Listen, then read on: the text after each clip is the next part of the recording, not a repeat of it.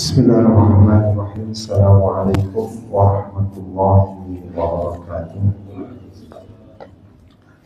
Alhamdulillahirabbil alamin wassalatu wassalamu ala asyrofil anbiya'i wal mursalin wa ala alihi wa ashabihi wa qarabatihi ajma'in wa ba'du. Alhamdulillah, untuk yang kesekian kalinya kita bisa berwajah bertatap muka setelah kita melaksanakan sholat maghrib berjamaah di Masjid Umbul Huda.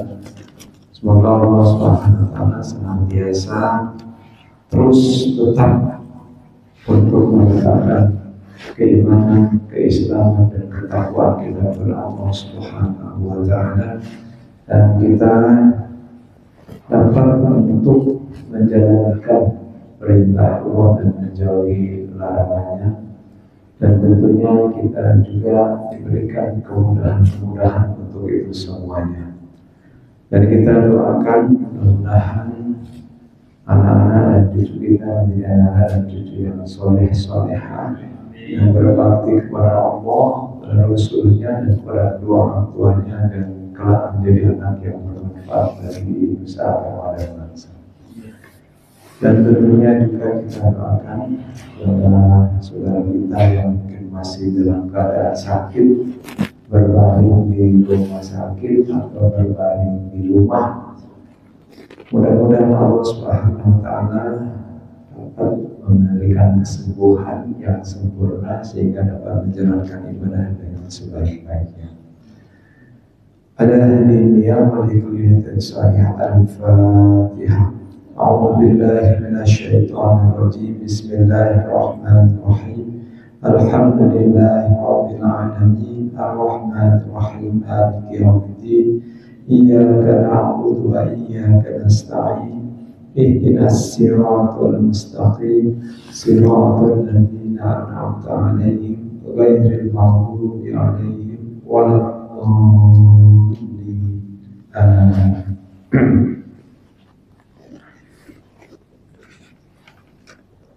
Pada kesempatan kali ini, sebagaimana pada waktu yang lalu, kita tetap masih membahas kitab Al-Jami'ul Usul fi Ahaditsil Usul, yang mungkin nanti juga dikaitkan dengan kita pada salah satu kitabnya, yaitu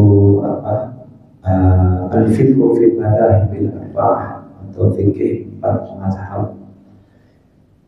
Mungkin itu sebagai satu tunjangan juga dalam pembahasan kita. Judul yang pertama pada saat itu al-khusyu'u fi sholati wa tahsinuha. Khusyuk di dalam sholat dan juga menjadikan sholat itu indah, ya. Artinya menjadikan sholat-sholat yang kita lakukan itu tidak hanya sekedar yang wajibnya saja, yang sunnah-sunnahnya, dan juga adab dalam kita melakukan sholat. Pada saat itu ada judul kecil kita waktu itu tentang ayyu amalis sholati afdal, perbuatan amal di dalam sholat manakah yang paling utama. Nah, dalam satu kesempatan yang lalu kita membahas satu hadis kalau nggak salah. Dan hadis itu menjelaskan tentang utamanya, yaitu turun qunut, panjangnya diam atau panjangnya bacaan doa qunut atau membaca qunut. Tapi di lain hadis yang lain yang diriwayatkan oleh Imam Abu Dawud dengan lafaznya, bahwa Nabi ditanya su'ilan nabiyyu ayyul a'mali afdal, ya, amalan-amalan apa yang paling utama? Qala tulul qiyam, berdiri yang lama atau panjangnya berdiri atau lama, ya, lamanya berdiri, ya. Ya, mungkin di situ diantaranya di sini disebutkan wa ma'al qunut bittifaqin fa'afdalu amal fa'afdalu amalin fis sholati turul qiyami. Ini menurut sebagian para ulama bahwa makna makna yang disebut dengan tulul qiyam, berdiri yang lama di dalam sholat. Nah, di sini disebutkan, diterangkan ya, itu mempunyai maksud pengertian yaitu kunut. Ya, sama juga berarti al-kunut bintifaqih, dengan kesepakatan para ulama. Nah, ini disebutkan fa'afdalu amalin fi sholati tulul qiyami, yang lebih utama amalan di dalam sholat yaitu berdirinya lama. Nah, ini pendapat yang seperti ini Imam Syafi'i, Imam Abu Hanifah, dan juga Ibnu Umar dan sekelompok ya, sahabat pada saatnya. Ada waqala Ibnu Umar, ini kecuali Ibnu Umar dan sekelompok ulama ya, jamaah sahabat, bisa juga sih buat sahabat dan juga para ulama, inna sujuda afdalu, sesungguhnya sujud itulah yang lebih utama. Alasannya ada hadis yang mengatakan aqrabu mayakunul abdu mir rabbih wa huwa sajid. Kondisi yang paling dekat bagi seorang hamba dengan Tuhannya yaitu dalam keadaan sujud. Nah, ini pendapat yang lain selain Imam Syafi'i dan Abu Hanifah yang mengatakan doa kunut yang lebih utama. Karena juga ditambah lagi ada hadis yang mengatakan alaika fi kathratis sujud. Hendaklah kamu ya, hadis ini disebut Nabi Muhammad, alaika bi kathratis sujud, hendaklah kamu banyak melakukan sujud. Nah, di sini ada dua makna. Tapi kalau dilihat dari ini, ada yang banyak melakukan sujud itu banyak melakukan sholat ya. Sholat sunnah selain sholat wajib. Tapi ada juga yang mengatakan, memaknai ya, bahwa kathratus sujud itu dimana sujud yang lama gitu ya. Sujud yang lama. Ini juga sudah dibahas pada saat membahas tentang keutamaan sholat pada waktu yang lalu. Nah, sementara Imam Ahmad, Imam Ishaq mengatakan bahwa kathratus sujudi fit nahari afdalu wa tadwirul qiyami fil laili afdalu. Jadi Imam Ahmad bin Hanbal dan Imam Ishaq mengatakan di siang hari yang lebih utama adalah banyak melakukan sujud, sementara di malam hari lebih utama banyak melakukan berdiri untuk mengerjakan qiyamul lail. Nah, ini karena berdasarkan satu ayat firman Allah di surat Al-Muzammil ya. Ya ayyuhal muzammil qumil laila illa qalila nisfahu aw inqus minhu qalila aw zid alayhi wa rattilil qur'ana tartila. Jadi panjangnya sholat, banyak berdiri pada saat ketika kita membaca Al-Quran. Sehingga kalau di malam-malam Ramadan itu kan banyak ya qiyamul lail dengan imam hafiz ya, atau yang menghafal Quran, biasanya lama dulu sampai 1 juz baru selesai, ganti rakaat kedua 1 juz, nanti ganti lagi. Nah itu sehingga 8 rakaat saja saya pernah ikut itu ya di masjid di Bank BI, masjid di Bank BI pada saat iktikaf itu lebih lama berdirinya. yaitu dengan membaca Al-Quran. Ini dalam diri Qiyamul Lail. Karena ada kata-kata di dalam Al-Quran, Qumil Lail itu artinya qiyam, berdirilah kalian, qiyam. Jadi makna secara tekstual dari surat Al-Muzammil itu dimaknai ya berdiri pada saat malam hari, qiyam.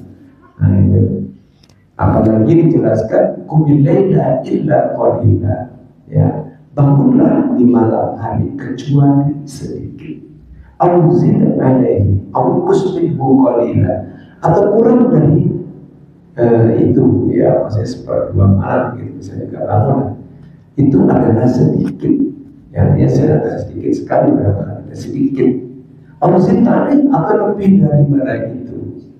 Sehingga ada di surat Al-Muzammil di ayat 20 itu juga Allah mengatakan innaka taqumu adna min thulutsayil laili wa nisfahu wa thulutsahu wa ta'ifatun minal ladzina ma'ak wallahu yuqaddirul laila wan nahar alima an tuhsuhu fataba 'alaikum faqra'u ma tayassara minal Quran.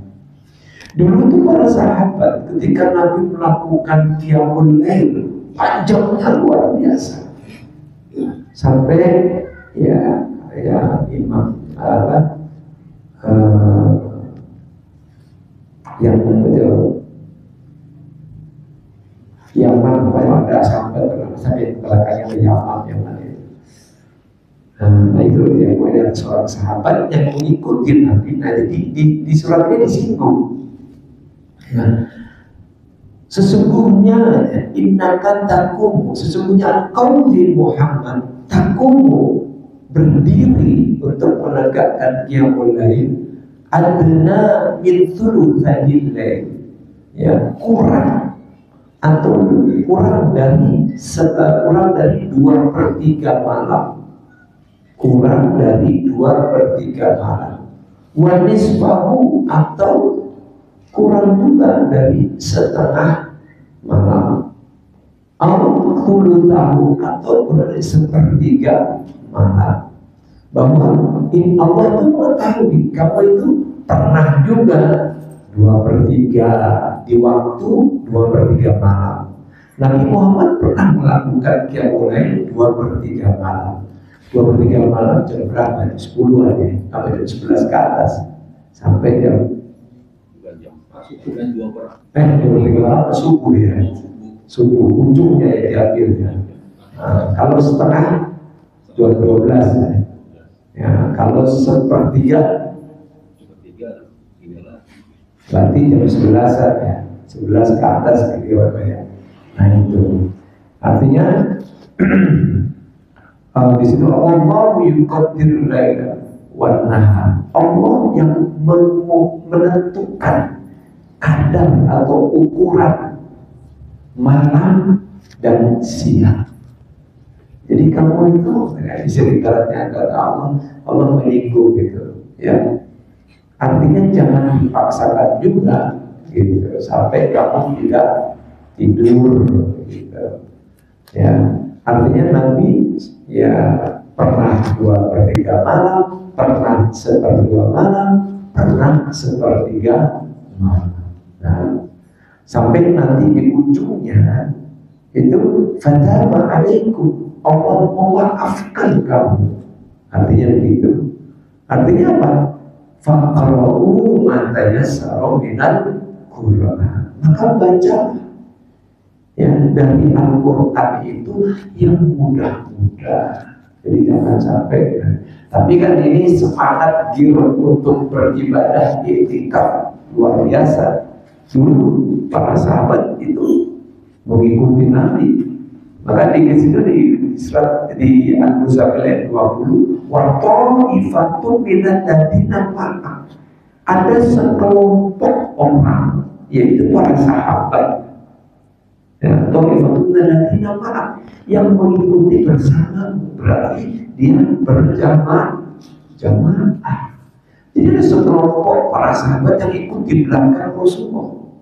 Tapi bacaan Rasulullah itu bukan cuma beberapa ayat, satu bisa berapa? Bisa satu surat Al-Baqarah terus ya, panjang ya.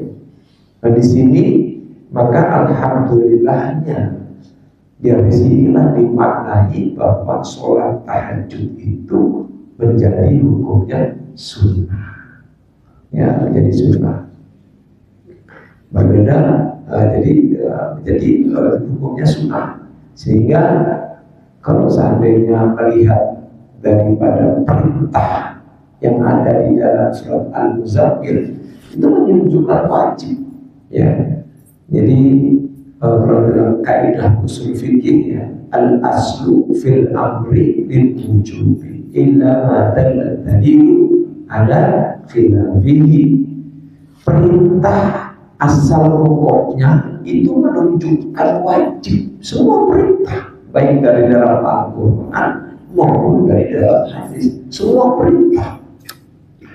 Kan semua perintah itu kan nggak diketahui ini sunnah, ini mubah, ini wajib, nggak diketahui. Rasulullah nyuruh aja gitu. Nah, perintah itu menjadi wajib ataupun sunnah karena di situ ada tanda-tanda isyarat dalam kata itu menunjukkan wajib. Nah, tapi ada juga yang perintah itu tidak ada tanda-tandanya, tapi tanda-tandanya itu kemudian dikuatkan dengan misalnya Allah menyuruh baca Quran yang mudah, artinya menunjukkan sholat sunnah menjadi sholat tahajud menjadi sunnah. Apalagi ditambah dengan firman Allah di surat Al-Isra ayat 78 ya, yang wa minal laili fatahajjad bihi nafilatan lak. Dan dari sebagian malam hendaklah kau melakukan sholat tahajud.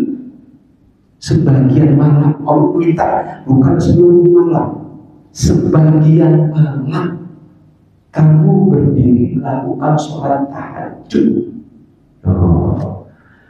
Di situ ada kata-kata nafilah.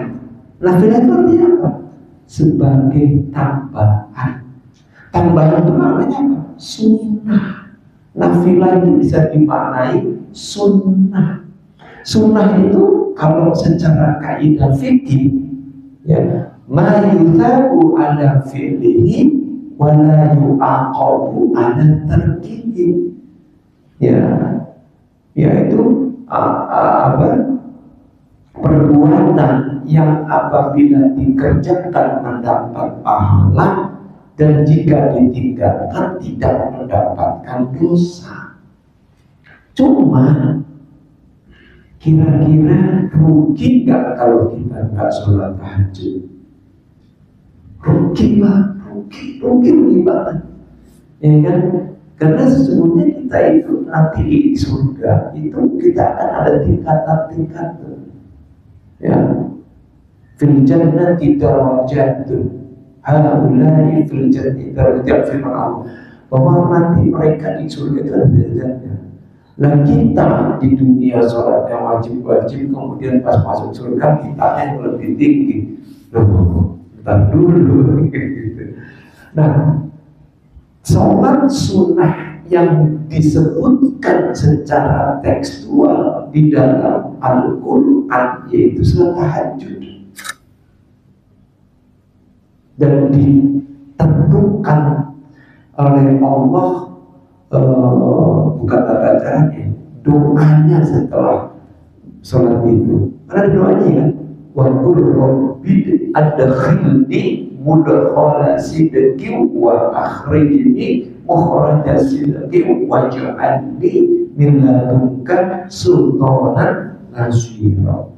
Ada tuntunan lagi di hadis Nabi, ya kan?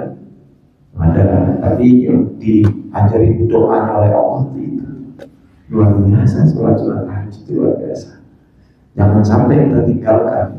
Kalau bisa, ya kalau memang itu di ujung masih sebelum fajar, itu masih ada waktu kita melakukan minimal 2 rakaat 1 witir. Kalau kita bangunnya kesiangan gitu ya, pokoknya jangan sampai ketinggalan.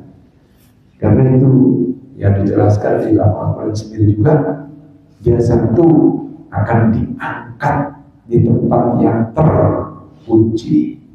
Kalau nggak melakukan sholat tahajud, berarti nggak mendapatkan pujian.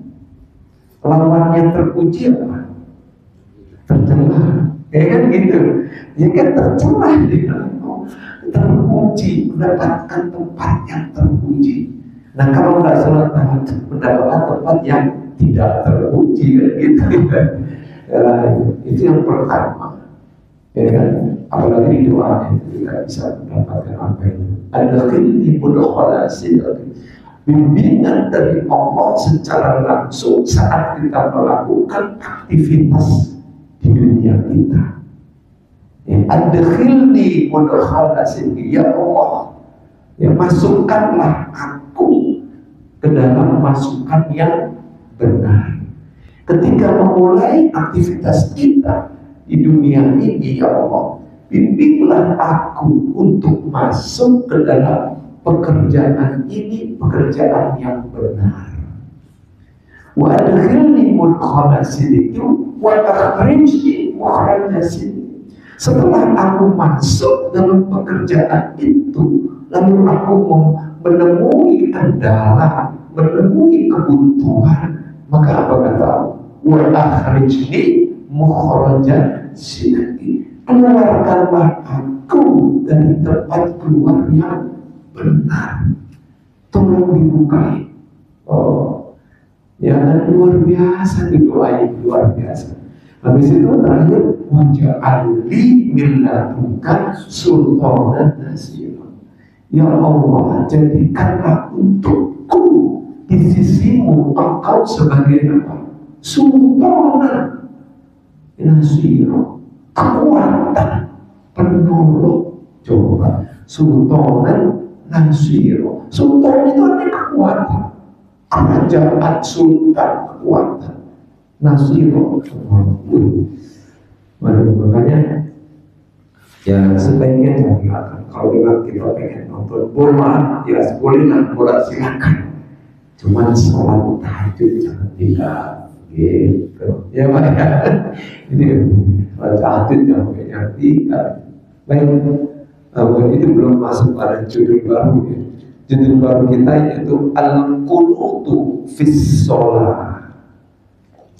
Kunut di dalam sholat atau doa kunut di dalam sholat.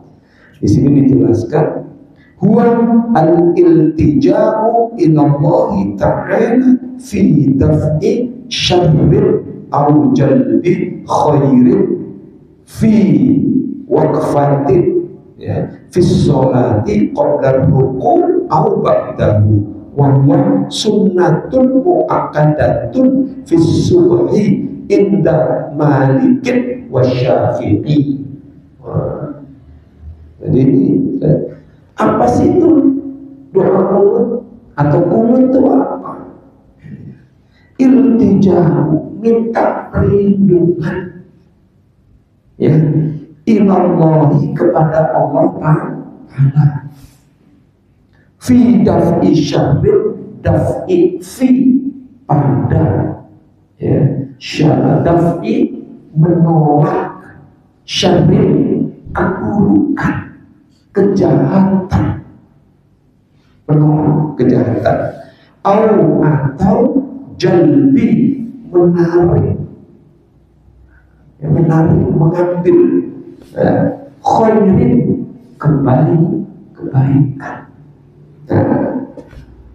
fi waqfatin, ya, di dalam posisi berhenti sebentar atau berdiri sebentar, berhenti sebentar.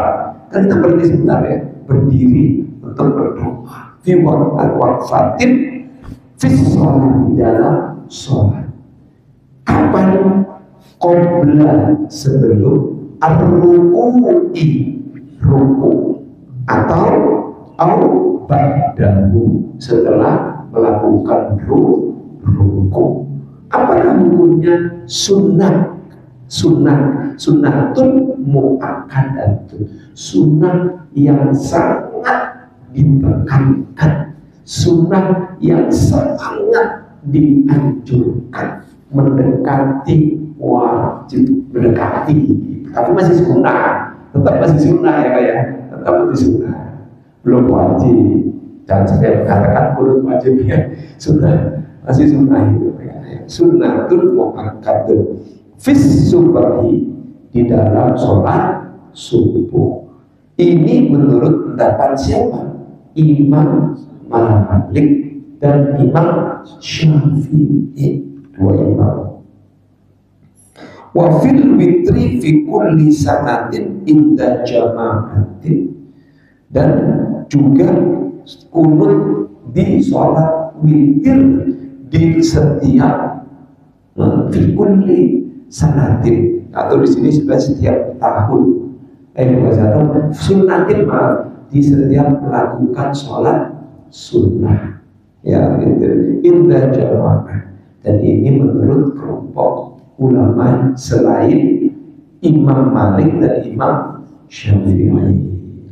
Wa fi akhiri Ramadan inda ghairihim, dan juga di akhir, maksudnya di sini sebutnya di akhir, setengah ya, atau ya, setengah dari bulan Ramadan ya, tanggal 15, 16, 15 ya, 15 itu sudah mulai melakukan doa kunut di sholat witirnya, di akhir witir khususnya. Nah ini sebenarnya ini ada perbedaan saja ya, ini doa kunut. Kita langsung bahas nih hadisnya. Anil Bara'i anna Rasulullah sallallahu alaihi wasallam, dari Imam Bara'. Tadi ngomong-ngomong, kalau yang sudah pernah ke Masjidil Haram ya, sana tidak pakai kunut subuh ya. Tapi kalau kunut witir, aduh, panjang banget, lama sekali. Akhirnya disebut dengan tulul qiyam, bimana al-kunut ya fil witri ya, kunut tidak doa kunut di dalam sholat witir, sholat panjang. Bedanya mereka tidak ya menggunakan kunut subuh gitu aja. Tapi sebelumnya pernah Pak kunut subuh. Itu kan sekarang pahamnya kan paham ya, paham sebenarnya kita Wahabi ya, Wahabi ya, yang ini diambil dari Imam Ahmad bin Hanbal ya, itu sebelumnya pernah kunut sebelum dimasuki oleh Imam Wahabi ya, 783 tahunan itu Masjidil Haram dan Masjid Nabawi pernah dalam posisi dikuasai oleh paham ahli sunnah wal jamaah. Sedangkan Wahabi itu baru 83 tahunan, 83 tahun baru sebenarnya. Karena kan Turki Utsmani itu di tahun berapa ya, itu sudah tidak lagi menjadi kekhilafahan, 1924. Tapi dia benar itu sekitar 90-an tahun ini masih berapa? 1932 mulainya. Oh, berarti baru ini 1932. Ya sekitar 80-90-an tadi rasanya. Nah ini penting juga ya, kita mah kalau misalnya lana a'maluna wa lakum a'malukum, ini amalan kami, itu amalan kalian. Jadi nggak usah kemudian kita membid'ahkan gitu ya, karena masa Imam Syafi'i melakukan suatu bid'ah dolalah, nggak mungkin. Masa Imam Malik melakukan bid'ah dolalah, tidak, ini bid'ah hasanah. Atau bukan biasanya, ini bukan bid'ah ini kalau menurut Imam Syafi'i dan Imam Malik, karena ada dasarnya di dalam hadis Rasulullah Sallallahu Alaihi Wasallam. Ya, Ya, hanya perbedaan saja.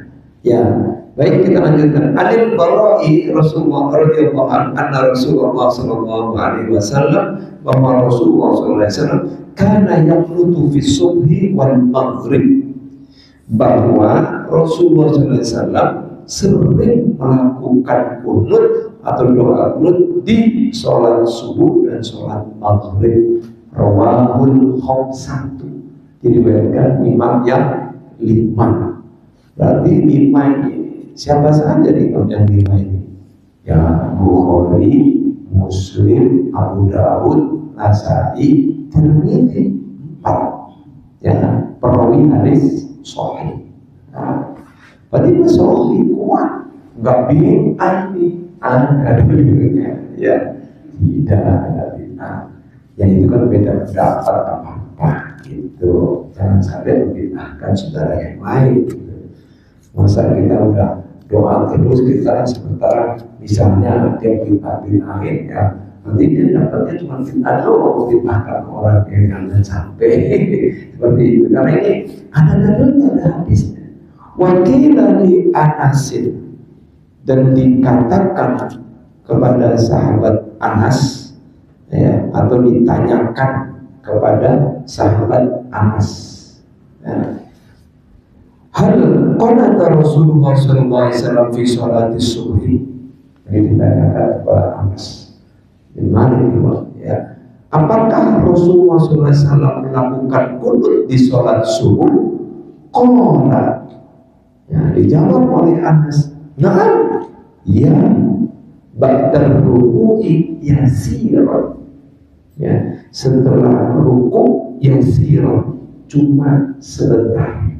Yasiran di sini maknanya huwa syahrun fir riwayatil adiyah, jadi cuma sebentar, 1 bulan dalam sebuah riwayat yang ada di bawah ini. Nanti dikuatkan oleh hadis berikutnya nih, ya.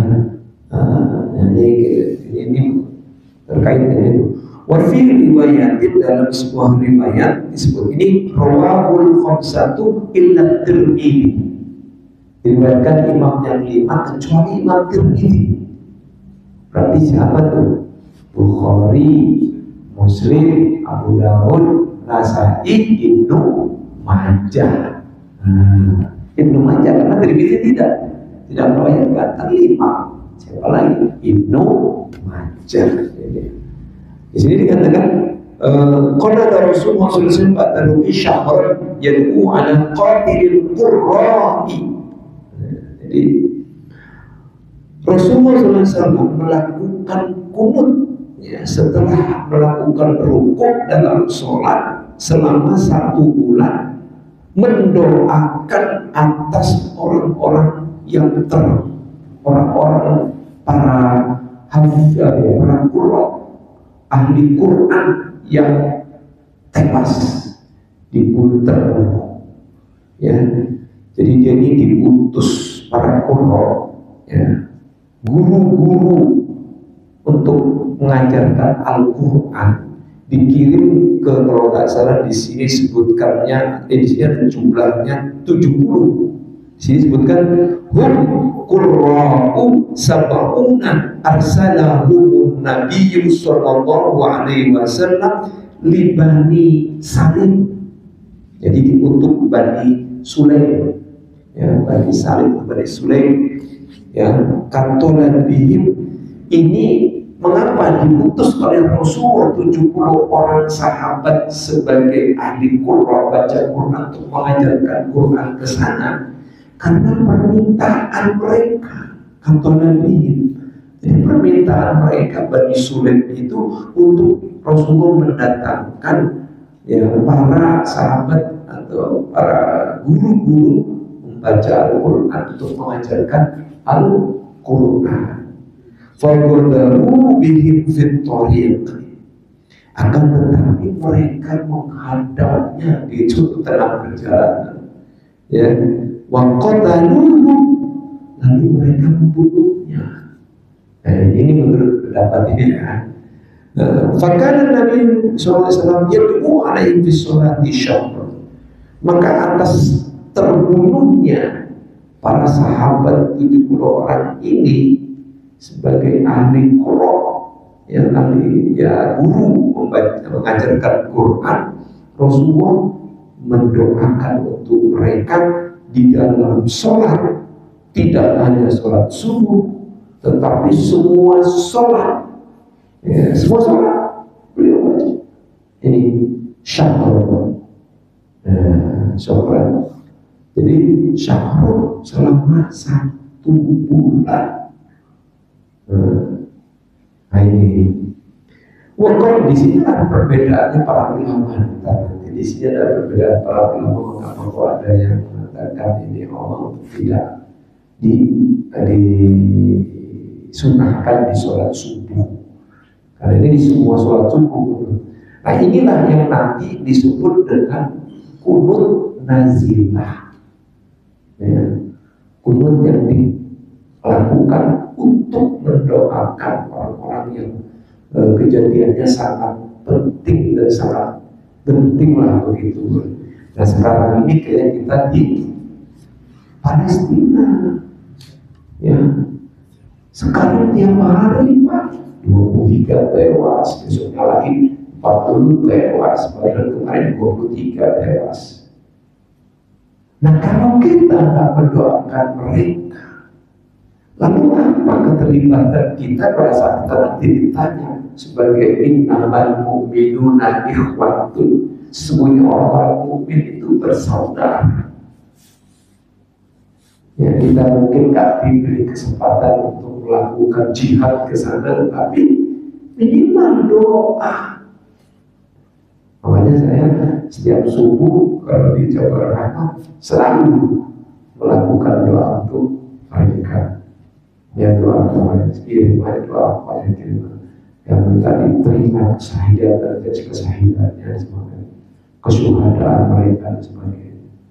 Karena luar biasa, bayangkan itu simbol apa PBB, simbol ke persatuan atau perserikatan negara-negara seluruh dunia, ya seluruh dunia.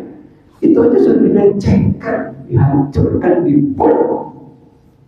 Tapi nggak ada yang bergeming sedikit pun. Coba bayangkan itu, coba di kelompok Mujahidin Hamas ada sekarang menyatu kalau nggak salah dengan kelompok Fatah, ya kalau nggak salah sudah ini.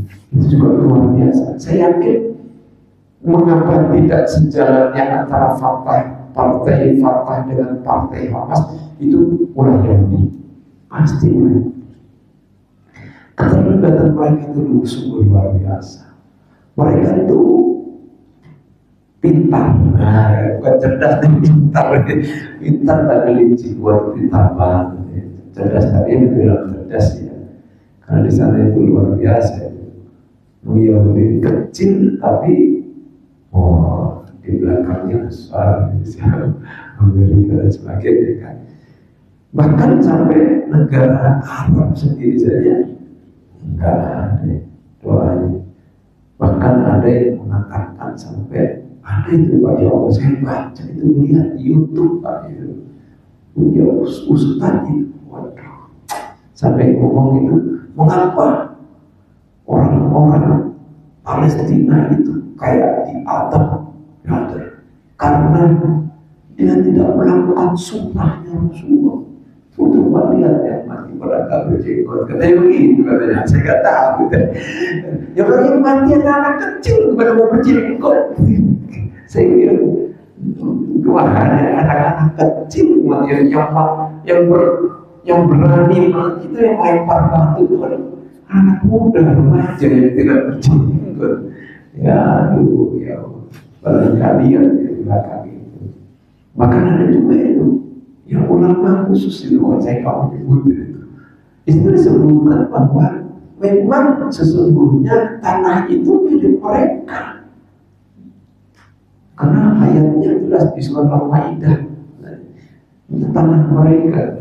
Tapi kan sudah diserahkan dulu ya di zaman Khalifah Umar Ibn Khattab, diserahkan ya pada saya itu kalau nggak salah Umar bin Khattab pernah bertemu dengan seorang pendeta Sophronius kalau nggak salah, dengan Umar bin Khattab.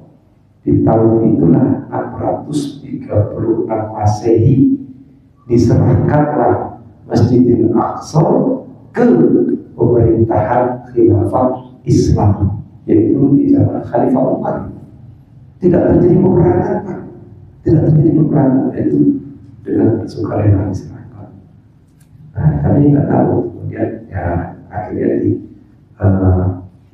sudah di tahun 1947 ya, 47 kalau nggak salah terjadilah perjanjian Balfour, yang dimana antara Inggris, Arab dan Palestina. Inggris, Arab, Mesir, ada Mesir juga, tapi dimenangkan oleh ya Inggris, tapi dimenangkan oleh Israel untuk menangkap sedikit saja. Ini kok jadi lama-lama jadi buku gitu. Jadi banyak kan, luar biasa. Maka kita juga bingung juga kita ya Pak ya, masalahnya ya. Misalnya gini, kan banyak juga orang-orang luar yang masuk ke negara kita dan kita kasih tempat, lalu kemudian lama-lama maaf ya, itu melakukan hal-hal ingin misalnya menguasai dan sebagainya. Banyak kalau di Puncak itu saya pernah ketemu orang-orang yang memang dilindungi oleh UNHCR ya. Di dekat sekolah kami itu di Madrasah Pembangunan banyak anak-anak kulit hitam ya dari Afrika itu. Nah, mereka ternyata teman saya itu, mereka itu galak-galak loh ketika bergaul gitu, karena anaknya teman gitu ya. Itu tidak dibully lah, misalkan nanti Afrika yang ada di situ sama teman saya diancam, saya laporin dulu nanti kamu bagian imigrasi biar kamu pindah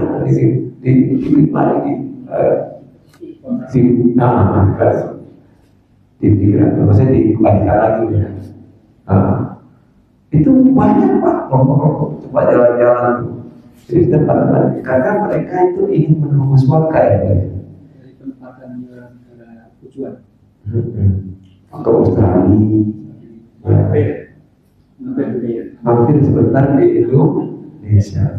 Memang susah juga ya kok jadi duri dalam daging juga akhirnya. Terus yang di tanah bukan di mana di Jakarta itu yang di pinggir-pinggir jalan itu kan banyak juga itu yang bikin kemah bikin di situ juga sama. Itu juga persoalan juga.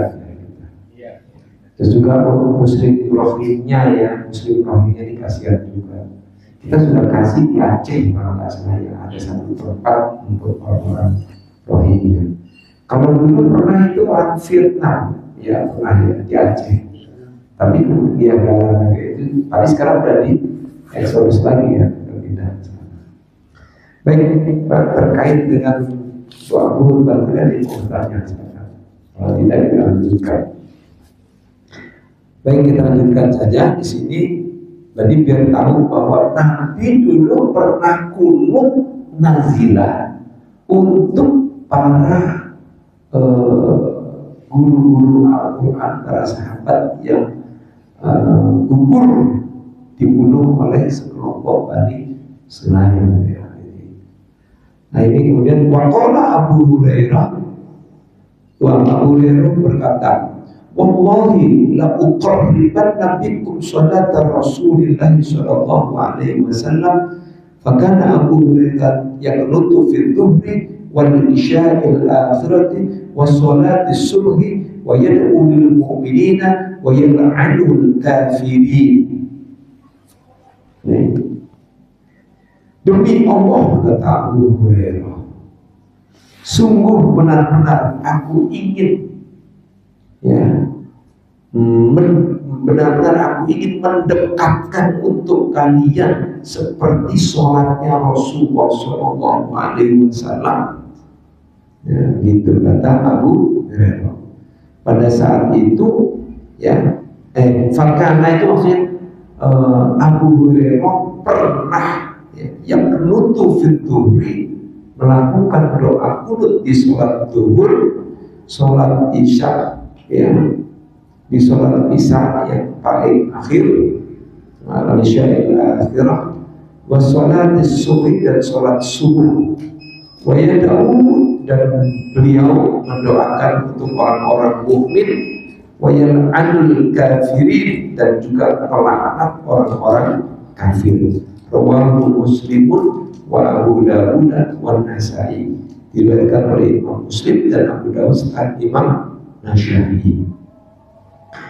Nanti ada doa yang juga langsung disebut orang-orangnya. Jadi nama-namanya yang melakukan perbuatan jahat, yang orang kafir itu ketika doa. Namun seturunlah firman Allah yang membuat kemudian Nabi menghentikan, ya. Wa taraka dzalika hina nazala laisa laka minal amri syai'. Bukan urusanmu wahai Muhammad untuk kamu melaknat dan itu. Jadi itu. Nah mungkin dari ini kali ya, kalau ulama berbeda pendapat. Artinya ditinggalkanlah doa kunut yang bersifat melaknat orang lain, gitu.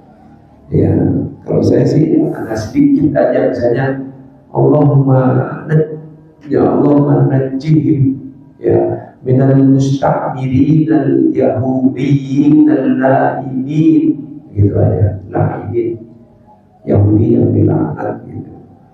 Dan kalau Yahudi yang Muslim kan gak dilaknat, ya kan? Yahudi yang membela yang gak dilaknat oleh Allah kan, yang membela kaum Palestina kan banyak ya, kaum Yahudi yang membela banyak, menterinya diturun ya, tidak bergabung dengan turun dengan Perdana Menteri dari Benyamin Netanyahu, ada banyak, satu kalau nggak salah satu. Baik, itu saja yang bisa saya sampaikan. Barangkali nanti kita juga akan bahas lagi tentang doa kunut ini, ya. Artinya bahwa doa kunut yang kita lakukan di sholat subuh itu berdasarkan hadis, bukan sesuatu yang tidak berdasarkan. Ada dan hadisnya, dan ada imam yang melakukan, yaitu Imam Syafi'i dan Imam Malik di dalam sholat subuh. Tapi kalau kunut yang lain sepakat, terutama di sholat witir, ya, kalau di sholat witir, di sholat sunnah, dan juga di sholat witir di akhir bulan Ramadan. Terima kasih. Wassalamualaikum warahmatullahi wabarakatuh.